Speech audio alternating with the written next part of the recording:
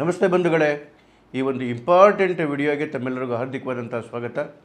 ಇನ್ನೂ ತಾವು H N Chandrashekhar YouTube ಚಾನಲನ್ನು ಸಬ್ಸ್ಕ್ರೈಬ್ ಮಾಡಿಲ್ಲ ಅಂದರೆ ದಯಮಾಡಿ ಸಬ್ಸ್ಕ್ರೈಬ್ ಮಾಡಿ, ಬೆಲ್ ಬಟನನ್ನು ಪ್ರೆಸ್ ಮಾಡಿ. ಯೋಗೀಶ್ ಗೌಡ ಮರ್ಡರ್ ಕೇಸಲ್ಲಿ ಯೋಗೀಶ್ ಗೌಡರಿಗೆ ಮತ್ತು ಅವರ ಕುಟುಂಬಕ್ಕೆ ನ್ಯಾಯ ಸಿಕ್ಕಿದೆ.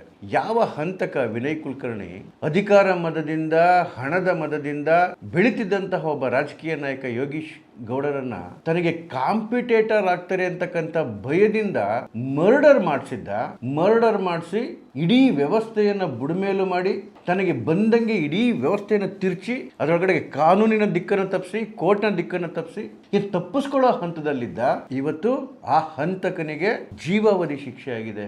ಯಾವ ವಿನಯ್ ಕುಲಕರ್ಣಿ ಏನು ಮಾಡಿದ್ರು ನಡೆಯುತ್ತೆ ಅನ್ನೋ ದುರಾಂಕಾರದಿಂದ ಮಿತಿಮೀರಿದ ಹಾವಳಿ ನಡೆಸ್ತಾ ಇದ್ದ ಧಾರವಾಡದಲ್ಲಿ, ಅಷ್ಟು ಹಾವಳಿಗಳಿಗೆ ಇವತ್ತು ಇತಿಶ್ರೀ ಸಿಕ್ಕಿದೆ. ಇದು ಎಲ್ಲ ರಾಜಕಾರಣಿಗಳಿಗೆ, ಎಲ್ಲ ದುರಾಂಕಾರಿಗಳಿಗೆ, ಎಲ್ಲ ಮರದಿಂದ ಮೆರೆದಿರ್ತಕ್ಕಂತಹ ರಾಕ್ಷಸರಿಗೆ ಒಂದು ಎಚ್ಚರಿಕೆಯ ಗಂಟೆ. ಇದಕ್ಕೆ ನಾವು ಜಡ್ಜು ಸಂತೋಷ್ ಗಜಾನನ್ ಭಟ್ರಿಗೆ ಧನ್ಯವಾದ ಹೇಳಬೇಕು. ಎಷ್ಟೇ ಒತ್ತಡಗಳಿದ್ರೂ, ಎಷ್ಟೇ ಅಡೆತಡೆಗಳಿದ್ರೂ ಕೂಡ ಇವತ್ತು ನಿಷ್ಪಕ್ಷಪಾತವಾಗಿ ಅತ್ಯಂತ ನ್ಯಾಯಯುತವಾದಂತಹ ಒಂದು ತೀರ್ಪನ್ನು ಕೊಟ್ಟಿದ್ದಾರೆ. ಯಾವ ಒಂದು ಹಣದ ಮದಕ್ಕೆ, ಅಧಿಕಾರದ ಮದಕ್ಕೆ ಆ ಸತ್ತಿರ್ತಕ್ಕಂಥ ವ್ಯಕ್ತಿಯ ಹೆಂಡತಿಯೇ ಬದಲಾವಣೆ ಆಗೋಗಿದ್ರು ಒಂದು ಹಂತದಲ್ಲಿ. ಅಂದರೆ ಒಂದು ಭ್ರಷ್ಟ ವ್ಯವಸ್ಥೆ ಹೇಗೆ ಎಲ್ಲ ಮನುಷ್ಯರನ್ನು ಬದಲಾವಣೆ ಮಾಡಿಬಿಡುತ್ತೆ, ಕೆಲವೇ ವ್ಯಕ್ತಿಗಳ ದಿಟ್ಟ ನಿರ್ಧಾರದಿಂದ. ಅದು ಜಡ್ಜ್ ಗಜಾನನ ಭಟ್ ಇರ್ಬೋದು, ಅದಕ್ಕಿಂತ ಮುಂಚೆ CBI ಆಫೀಸರ್ ರಾಕೇಶ್ ರಂಜನ್ ಅವರು ಇರ್ಬೋದು, ಅದಕ್ಕಿಂತ ಮುಂಚೆ ಹಳ್ಳ ಹಿಡಿದಿದ್ದಂತಹ ಇಡೀ ಕೇಸನ್ನು ದಿಟ್ಟ ನಿರ್ಧಾರ ತಗೊಂಡು CBIಗೆ ವಹಿಸಿದಂತಹ ಅವತ್ತಿನ ಮುಖ್ಯಮಂತ್ರಿಯಾದಂತಹ ಯಡಿಯೂರಪ್ಪನವರು, ಅದಕ್ಕೆ ಮುಂಚೆ ಆ ಚುನಾವಣಾ ಸಂದರ್ಭದಲ್ಲಿ ಅಲ್ಲಿನ ಹೆಬ್ಬಳ್ಳಿಯ ಜಾಗದಲ್ಲಿ ನಿಂತ್ಕೊಂಡು ಆವತ್ತನೇ ಘಂಟಾಘೋಷವಾಗಿ ನಾವು ಅಧಿಕಾರಕ್ಕೆ ಬಂದರೆ ಇದನ್ನು CBIಗೆ ವಹಿಸ್ತೀವಿ ಅಂತ ಹೇಳಿದಂತಹ ಅಮಿತ್ ಶಾ ಅವರಿಗೆ, ತದನಂತರ ಸಪೋರ್ಟ್ ಮಾಡಿದಂತಹ ಎಲ್ಲ ಸಾಮಾಜಿಕ ಕಾರ್ಯಕರ್ತರುಗಳಿಗೆ, ಮಾಧ್ಯಮದವರಿಗೆ ಎಲ್ರಿಗೂ ಅಭಿನಂದನೆ ತಿಳಿಸಬೇಕು. ಅಂದರೆ ಈ ಸಮಾಜದಲ್ಲಿ ಇನ್ನೂ ಕೂಡ ನ್ಯಾಯಕ್ಕಾಗಿ ತುಡಿತಕ್ಕಂತಹ ಒಂದು ವ್ಯಕ್ತಿಗಳಿದ್ದಾರೆ ಅಂತ ಈ ಕೇಸ್ ಪ್ರೂವ್ ಮಾಡುತ್ತೆ. ಬಂಧುಗಳೇ, ಇವತ್ತು ವಿನಯ್ ಕುಲಕರ್ಣಿಗೆ ಮತ್ತು ಅವನ ಜೊತೆ ಇರ್ತಕ್ಕಂತಹ ದುಷ್ಟರಿಗೆ ಇವತ್ತು ಜೀವಾವಧಿ ಶಿಕ್ಷೆ ಆಗಿದೆ. ಎಲ್ಲ ಅಪರಾಧಿಗಳಿಗೆ ಶಿಕ್ಷೆ ಆಗಿದೆ. ಆದರೆ ಎಲ್ಲ ಅಂತ ಹೇಳೋಕ್ಕಾಗಲ್ಲ. ಯಾಕೆ ಅಂತ ಹೇಳಿದ್ರೆ, ಒಬ್ಬ ಅಪರಾಧಿ ಈ ಕಾನೂನಿನ ಕೈಗಳಿಂದ ತಪ್ಪಿಸ್ಕೊಂಡಿದ್ದಾರೆ. ಆ ಅಪರಾಧಿಗೆ ಮಾನ ಮರ್ಯಾದೆ ಇದ್ದರೆ ರಾಜೀನಾಮೆ ಬಿಸಾಕಿ ತೊಲಗಬೇಕು. ಯಾರು ಗೊತ್ತಾ ಅಪರಾಧಿ? CM ಸಿದ್ದರಾಮಯ್ಯ. ಈ ಕೊಲೆ ನಡೆಯೋಕ್ಕೆ ಮುಂಚೆ, ನಡೆಯೋ ಸಂದರ್ಭದಲ್ಲಿ, ನಡೆದ ನಂತರವೂ ಕೂಡ ಇಡೀ ಸಿದ್ದರಾಮಯ್ಯನ ಸರ್ಕಾರ ಆ ನರಹಂತಕನ ಜೊತೆ ಹೇಗೆ ನಿಂತ್ಕೊಂತು, ಹೇಗೆ ಇಡೀ ವ್ಯವಸ್ಥೆಯನ್ನು ಬುಡಮೇಲು ಮಾಡಲಿಕ್ಕಾಯ್ತು, ಹೇಗೆ ಈ ಸರ್ಕಾರದ ಸಿದ್ದರಾಮಯ್ಯನ ನಿರ್ದೇಶನದಲ್ಲಿ ಇಡೀ ಪೊಲೀಸ್ ವ್ಯವಸ್ಥೆ ಆ ವಿನಯ್ ಕುಲಕರ್ಣಿಯ ಬೂಟು ನೆಕ್ಕುವಾಗಿ ಮಾಡಿತ್ತು. ಇದೆಲ್ಲಕ್ಕೂ ನೇರವಾದಂತಹ ಅಪರಾಧಿ ಸಿದ್ದರಾಮಯ್ಯ. ಯಾಕೆ ಗೊತ್ತಾ ಬಂಧುಗಳೇ, ನೋಡಿ, ಇದು ಒಂದು ಮರ್ಡರ್ ಕೇಸು. ಒಂದು ಮರ್ಡರ್ ಕೇಸಲ್ಲಿ ಮರ್ಡರ್ ಮಾಡೋದು ಎಷ್ಟು ಅಪರಾಧನೋ, ಅದೇ ರೀತಿ ಆ ಮರ್ಡರ್ ಮಾಡಿರ್ತಕ್ಕಂಥವ್ರನ್ನ ಸಂರಕ್ಷಣೆ ಮಾಡೋದು, ಅವನನ್ನು ಕಾಪಾಡೋದು, ಸಾಕ್ಷಿಗಳನ್ನು ನಾಶ ಮಾಡೋದು, ತನಿಖೆಯ ದಿಕ್ಕು ತಪ್ಪಿಸೋದು, ಈ ಮೂರು ಕೂಡ ಅಷ್ಟೇ ಅಪರಾಧಗಳು. ಈ ಮೂರು ಕೆಲಸ ಸಿದ್ದರಾಮಯ್ಯ ಮಾಡೋದು, ಸಿದ್ದರಾಮಯ್ಯನ ಸರ್ಕಾರ ಮಾಡಿತು. ತನಿಖೆಯ ದಿಕ್ಕು ತಪ್ಪಿಸಿದ್ದು ನೋಡಿ, 16 ಜೂನ್ 2016 ಯೋಗೀಶ್ ಗೌಡನ ಕೊಲೆ ಆಗುತ್ತೆ. ಅವನದೇ ಜಿಮ್ಮಲ್ಲಿ, ಉದಯ ಜಿಮ್ಮಲ್ಲಿ, ಧಾರವಾಡದಲ್ಲಿ ಬೆಳಗ್ಗೆ 7:30 7:30 ಮರ್ಡರ್ ಆಗುತ್ತೆ. ಮರ್ಡರ್ ಆದಾಗ ಎಲ್ಲರಿಗೂ ಅಲ್ಲೋಲ ಕಲ್ಲೋಲ ಆಗ್ಬಿಡುತ್ತೆ. ಎಲ್ಲ ಕನ್ಫ್ಯೂಷನಲ್ಲಿ ಇರ್ತಾರೆ. ಯಾರಿಗೆ ಏನಾಗಿದೆ ಅಂತ ಗೊತ್ತಿಲ್ಲ, ಯಾರು ಮರ್ಡರ್ ಮಾಡಿದ್ರು, ಯಾಕೆ ಮರ್ಡರ್ ಮಾಡೋದು ಅಂತ ಯಾರಿಗೂ ಗೊತ್ತಿರಲ್ಲ. ಅಲ್ಲಿನ ಪೊಲೀಸ್ ಕಮಿಷನರು ಯೋಗೀಶ್ ಗೌಡರ ಅಣ್ಣ ಗುರುನಾಥ್ ಗೌಡರಿಗೆ ಫೋನ್ ಮಾಡ್ಬಿಟ್ಟು ಕೇಳ್ತಾರೆ, ನಿಮ್ಗೆ ಯಾರ ಮೇಲಾದ್ರೂ ಅನುಮಾನ ಇದೆಯಾ ಅಂತ. ಅದಾದ ಮೇಲೆ ಇದೇ ಪೊಲೀಸರು ವರದಿಗಾರನ ಪ್ರಶ್ನವ್ರನ್ನ ಕೇಳ್ತಾರೆ, ನಿಮಗೆ ಯಾರ ಮೇಲಾದ್ರೂ ಅನುಮಾನ ಇದೆಯಾ ಅಂತೇಳಿ. ಅಂದರೆ ಯಾರಿಗೂ ಏನಾಗಿದೆ ಅಂತೇಳಿ ಗೊತ್ತಿರಲ್ಲ, ಯಾರು ಮಾಡಿದ್ದಾರೆ ಅಂತಲೇ ಗೊತ್ತಿಲ್ಲ ಇನ್ನೂ.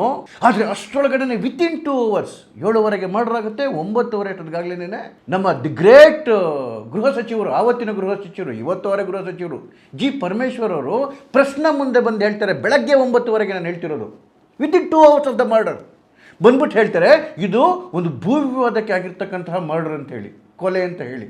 ಗೃಹ ಸಚಿವರು ಏನಾದರೂ ಆಚೆ ಕಡೆಗೆ ಸ್ಟೇಟ್ಮೆಂಟ್ ಕೊಡ್ತಾರೆ ಅಂದರೆ ಅದು ಅಫಿಷಿಯಲ್ ಸ್ಟೇಟ್ಮೆಂಟು. ಆ ತನಿಖೆ ವಿಷಯದಲ್ಲಿ ಅವರು ಸುಮ್ಮನೆ ಕೊಡಲಿಕ್ಕಾಗಲ್ಲ. ಪೊಲೀಸಿಂದ ವರದಿ ತೆಗೆಸ್ಕೊಂಡು ಆ ವರದಿಯನ್ನು ಸ್ಟಡಿ ಮಾಡಿ ಹೇಳಿದಂಥ ಹೇಳಿಕೆ ಆಗಿರಬೇಕದು. ಯಾವ ಪೊಲೀಸರು ವರದಿ ಕೊಟ್ಟರು ಪರಮೇಶ್ವರ್ ಅವರೇ? ಎಲ್ಲಿಂದ ಬಂತು ನಿಮಗೆ ವರದಿ? ಕೊಟ್ಟವ್ರು ಯಾರು? ಅಲ್ಲಿ ಪೊಲೀಸರೇ ಪರದಾಡ್ತಾವ್ರೆ, ಏನಾಗಿದೆ ಎತ್ತಾಗಿದೆ ಅಂತ ಗೊತ್ತಿಲ್ಲ ಅಂತ ಹೇಳಿ.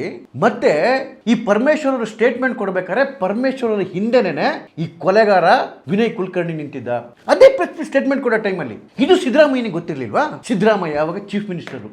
ನೋಡಿ ಹೇಗೆ ಇವರೆಲ್ಲ ಕಾನ್ಸ್ಪಿರಸಿ ಮಾಡಿದ್ರು ಅಂತ ಹೇಳಿದ್ರೆ, ಏನು ಇವರು ಬಸವರಾಜ ಮುತ್ತಗಿ ಅಂತಿದ್ದಾರೆ, ಫಸ್ಟ್ ಅಕ್ಯೂಸ್ ನಂಬರ್ 1 ಆಗಿದ್ರು. ಈ ಬಸವರಾಜ ಮುತ್ತಗಿ ಈ ಇಡೀ ಕೊಲೆಯ ಪ್ರೋಸೆಸ್ ಅಲ್ಲಿ ಪ್ಲಾನಿಂಗ್ ಅಲ್ಲೆಲ್ಲ ಪಾರ್ಟಿಸಿಪೇಟ್ ಮಾಡಿರ್ತಾರೆ. ಈ ವಿನಯ್ ಕುಲಕರ್ಣಿ ಇಷ್ಟು ಏನು ಈ ಪ್ಲಾನ್ ಇರುತ್ತಲ್ಲ, ಈ ಬಸವರಾಜ ಮುತ್ತಗಿ ಕೈಲೇನೆ ಎಕ್ಸಿಕ್ಯೂಟ್ ಮಾಡಿರ್ತಾರೆ. ಏನು ಈ ಪ್ರೊಫೆಷನಲ್ ಕಿಲ್ಲರ್ಸ್ನ ಬೆಂಗಳೂರಲ್ಲಿ ಮೀಟ್ ಮಾಡೋದು, ಅವರಿಗೆ ವೆಪನ್ಸನ್ನು ಕೊಡೋದು, ಅವರಿಗೆ ದುಡ್ಡು ಕೊಡೋದು, ಅಲ್ಲಿಂದ ಹಿಡ್ಕೊಂಡು ಅವ್ರನ್ನೆಲ್ಲ ಉಳ್ಕೊಳ್ಳೋದಕ್ಕೆ ವ್ಯವಸ್ಥೆ ಮಾಡೋದು, ಯಾವ ರೀತಿ ಮರ್ಡರ್ ಮಾಡಬೇಕು ಅಂತ ಎಲ್ಲವನ್ನು ಕೂಡ ಈ ಬಸವರಾಜ ಮುತ್ತಗಿ ಹ್ಯಾಂಡಲ್ ಮಾಡಿರ್ತಾರೆ. ಅರೆ ಅಲ್ಲೇನಾಗುತ್ತೆ ಅಂತ ಹೇಳಿದ್ರೆ, ಏನು ಬೆಂಗಳೂರಿಂದ ಬಂದ ಕಿಲ್ಲರ್ಸ್ ಇರ್ತಾರಲ್ಲ, ಅವರು ಕೊಲೆ ಮಾಡಿದ್ಮೇಲೆ ಪೊಲೀಸರಿಗೆ ಸರೆಂಡರ್ ಆಗೋಕ್ಕೆ ಒಪ್ಕೊಳ್ಳಲ್ಲ.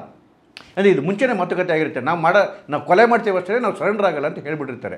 ಆಗ ಈ ಬಸವರಾಜ ಮುತ್ತಗಿ ವಿನಯ್ ಕುಲಕರ್ಣಿಗೆ ಈ ಮಾತು ಹೇಳ್ತಾರೆ, ಅವರು ಮರ್ಡರ್ ಮಾಡಿ ಹೊರಟೋಗ್ತಾರೆ ಅಂತ, ಅವ್ರು ಸರೆಂಡರ್ ಆಗಲ್ವಂತ, ಏನು ಮಾಡ್ಬೇಕು ಇವಾಗ ಅಂತ. ಆಗ ವಿನಯ್ ಕುಲಕರ್ಣಿ ಹೇಳ್ತಾರೆ, ನೀನು ಇನ್ನೊಂದು 5 ಜನ ಸೇರಿಕೊಂಡು ನೀವೇ ಸರೆಂಡರ್ ಆಗಿಬಿಡಿ, ಮಿಕ್ಕಿದೆಲ್ಲ ನಾನು ವ್ಯವಸ್ಥೆ ಮಾಡ್ತೀನಿ ಅಂತ ಹೇಳಿ. ಯಾರಿಗೆ? ಬಸವರಾಜ ಮುತ್ತಗಿಗೆ. ಆಗ ಬಸವರಾಜ ಮುತ್ತಗಿ ಹೇಳ್ತಾರೆ, ಅಯ್ಯೋ ದೇವ್ರೆ, ನಾವು ಮರ್ಡರ್ ಮಾಡಿದ್ದೀವಿ ಅಂತ ಹೋಗಿ ಪೊಲೀಸ್ ಮುಂದೆ ಸರೆಂಡರ್ ಮಾಡಿದ್ರೆ ಅವ್ರು ನಮಗೆ ಚರ್ಮ ಸುಲಿಯಲ್ವ ಒಳಗಡೆಗೆ ಅಂತೇಳಿ. ಆಗ ವಿನಯ್ ಕುಲಕರ್ಣಿ, ನಾಳೆ ನಮ್ಮ ಡೈರಿ ಹತ್ರ ಬಾ, ಒಂದು ಮೀಟಿಂಗ್ ಇರುತ್ತೆ, ನಿನಗೆ ಎಲ್ಲ ಗೊತ್ತಾಗುತ್ತೆ ಅಂತ ಹೇಳ್ತಾರೆ.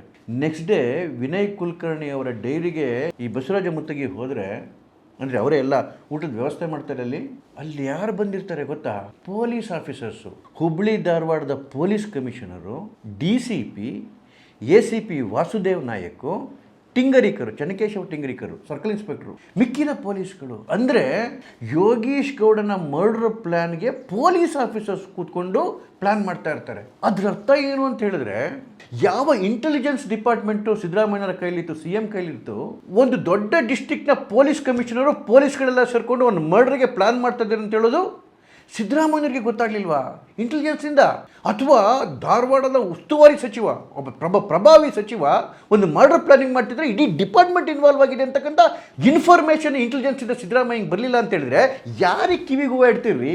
ಅಥವಾ ಅಂತ ನರ್ಸತ್ತ ಇಂಟೆಲಿಜೆನ್ಸ್ ಇಟ್ಕೊಂಡಿದ್ರ ನಿಮ್ಮ ಟೈಮಲ್ಲಿ ನೀವು? ಪೊಲೀಸ್ ಕಮಿಷನರ್ ಇನ್ವಾಲ್ವ್ ಆಗಿರೋದು CMಗೆ ಗೊತ್ತಾಗಲ್ಲ ಅಂತ. ಅದಾದಮೇಲೆ ನೋಡಿ, 6ನೇ ತಾರೀಕು ಜೂನ್ 2016 ಒಂದು ಫಸ್ಟ್ ಅಟೆಂಪ್ಟ್ ಆಗುತ್ತೆ ಯೋಗೀಶ್ ಗೌಡರನ್ನ ಕೊಲ್ಲೋದಕ್ಕೆ. ಅವತ್ತು ಮರ್ಡರ್ ಮಾಡಲಿಕ್ಕಾಗಲ್ಲ, ಮಿಸ್ ಆಗ್ಬಿಡ್ತಾರೆ.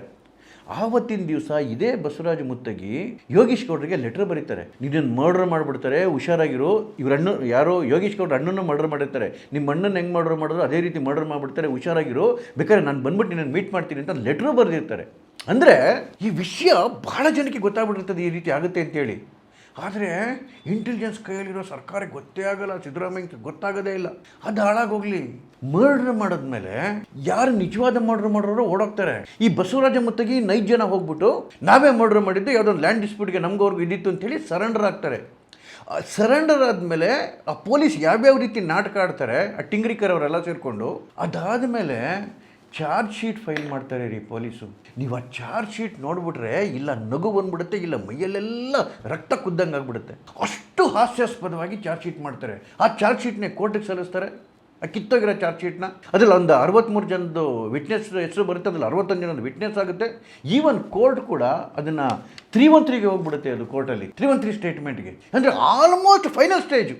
ನೋಡಿ ಹೇಗೆ ದೇವರಿದ್ದಾನೆ ಅಂತ ಹೇಳಿದ್ರೆ, ಆ ಸಂದರ್ಭದಲ್ಲಿ 2018ರಲ್ಲಿ ಚುನಾವಣೆ ಬರುತ್ತೆ ರಾಜ್ಯದ್ದು. ಆ ಚುನಾವಣೆ ಸಂದರ್ಭದಲ್ಲಿ ಇದೇ ಧಾರವಾಡ ಕಾನ್ಸ್ಟಿಟ್ಯೂನ್ಸಿಲಿ ನಿಂತ್ಕೊಂಡು ಅವತ್ತು ಅಮಿತ್ ಶಾ ಮತ್ತು ಯಡಿಯೂರಪ್ಪನವರು ಭಾಷಣ ಮಾಡ್ತಾರೆ. ಫಸ್ಟ್ ಅಮಿತ್ ಶಾ ಮಾತಾಡ್ತಾರೆ, ಹೆಬ್ಳಿ ಅಂತಕ್ಕಂಥ ಒಂದು ಜಾಗದಲ್ಲಿ ನಿಂತ್ಕೊಂಡು. ಅದೇ ಕಾನ್ಸ್ಟಿಟ್ಯೂನ್ಸಿಲಿ ಇವರು ZP ಮೆಂಬರ್ ಆಗಿದ್ದು ಯೋಗೀಶ್ ಗೌಡ. ಅಲ್ಲಿ ನಿಂತ್ಕೊಂಡು ಅಮಿತ್ ಶಾ ಹೇಳ್ತಾರೆ, ನಮ್ಮ ಸರ್ಕಾರ ಬಂದರೆ ಇದನ್ನು CBI ಕೊಡ್ತೀವಿ ಅಂತೇಳಿ, ಇದಕ್ಕೆ ನ್ಯಾಯ ಕೊಡ್ತಕ್ಕಂಥ ಕೆಲಸ ಮಾಡ್ತೀವಿ ಅಂತೇಳಿ.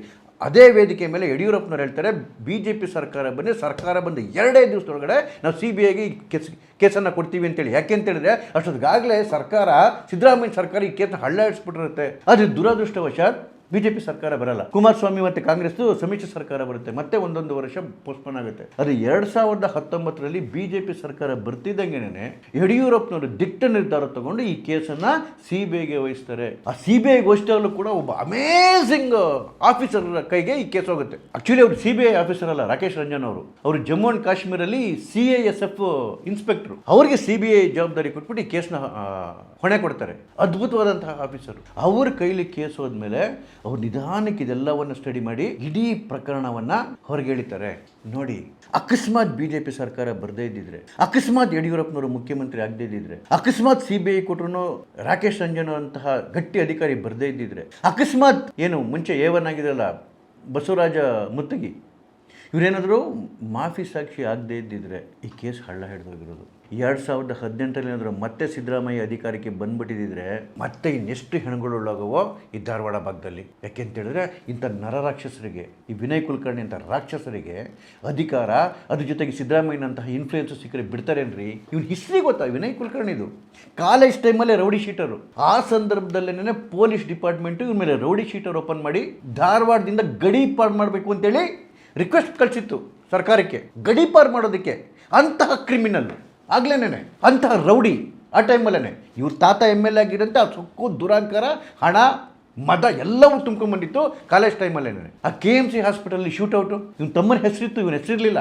ಅದ್ರಲ್ಲಿ ಇವರು ಇದ್ರು ಅಂತ ಇಡೀ ಧಾರವಾಡಕ್ಕೆ ಗೊತ್ತಿರೋ ಸತ್ಯ. ಅದಾದಮೇಲೆ ಆ KMC ಡಾಕ್ಟ್ರಿಗೆ ಗುದ್ದಿದ ಸೀನು ನೀವು ಆ ವಿಡಿಯೋ ಕ್ಲಿಪ್ ನೋಡಬೇಕು. ಇವನೇನು ಮನುಷ್ಯನ ರಾಕ್ಷಸನ ಅನಿಸ್ಬಿಡುತ್ತೆ. ಒಬ್ಬ ಡಾಕ್ಟ್ರಿಗೆ ಹೊಟ್ಟೆಗೆ ಗುದ್ದುತ್ತಾನೆ, ಅದು ನೋಡೋಕ್ಕಾಗಲ್ಲ. ಅಂತಹ ಒಬ್ಬ ನರರೂಪದ ರಾಕ್ಷಸರ 2004 ಇಂಡಿಪೆಂಡೆಂಟಾಗಿ ಗೆದ್ದಿರ್ತಾನೆ.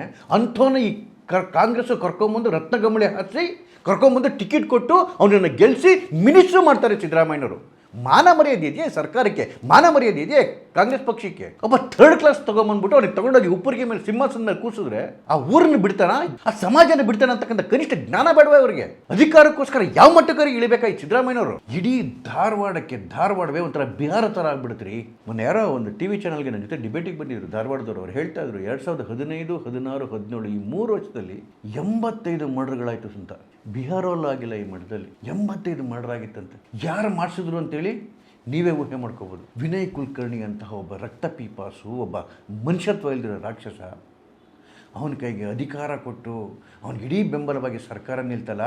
ಸಿದ್ದರಾಮಯ್ಯನವರೇ, ನಾನು ಸ್ವಚ್ಛ, ನನ್ನ ಜೀವನದಲ್ಲಿ ಯಾವುದು ಕಪ್ಪುಚುಕ್ಕಿಲ್ಲ ಅಂತ ಹೇಳ್ತಿರಲ್ಲ, ನಾಚಿಕೆ ಆಗಬೇಕು ನಿಮ್ಗೆ ಆ ಮಾತುಗಳು ಹೇಳೋದಕ್ಕೆ. ಯೋಗೀಶ್ ಗೌಡನ ಕೊಲೆಯ ರಕ್ತ ನಿಮ್ಮ ಕೈಗೆ ಹೊಂಟಿದೆ ಸಿದ್ದರಾಮಯ್ಯನವರೇ. ನೀವು ಇವತ್ತು ಕಾನೂನಿನ ಕೈಯಿಂದ ಸುಲಭವಾಗಿ ತಪ್ಪಿಸ್ಕೊಂಬಿಟ್ಟಿರ್ಬೋದು. ಅದು ನಿಮ್ಮ ಅಂತಸ್ಸಾಕ್ಷಿ ಅಂತ ಇದ್ದರೆ, ನಿಮಗೆ ಮನಸ್ಸು ಅಂತ ಇದ್ದರೆ, ಮನುಷ್ಯತ್ವ ಅಂತ ಇದ್ದರೆ ಅದಕ್ಕೆ ಹೊಣೆ ಹೊತ್ತು ರಾಜೀನಾಮೆ ಬಿಟ್ಬಿಟ್ಟು ಪಶ್ಚಾತ್ತಾಪ ಪಟ್ಕೊಳ್ಳಿ. ನಿಮ್ಮಂಥವ್ರು ಅಧಿಕಾರದಲ್ಲಿರೋದಕ್ಕೆ ಲಾಯಕ್ಕೆ ಇಲ್ಲ, ಒಂದು ಕ್ಷಣ ಕೂಡ ಅಧಿಕಾರದಲ್ಲಿರೋದಕ್ಕೆ ಲಾಯಕ್ಕಿಲ್ಲ.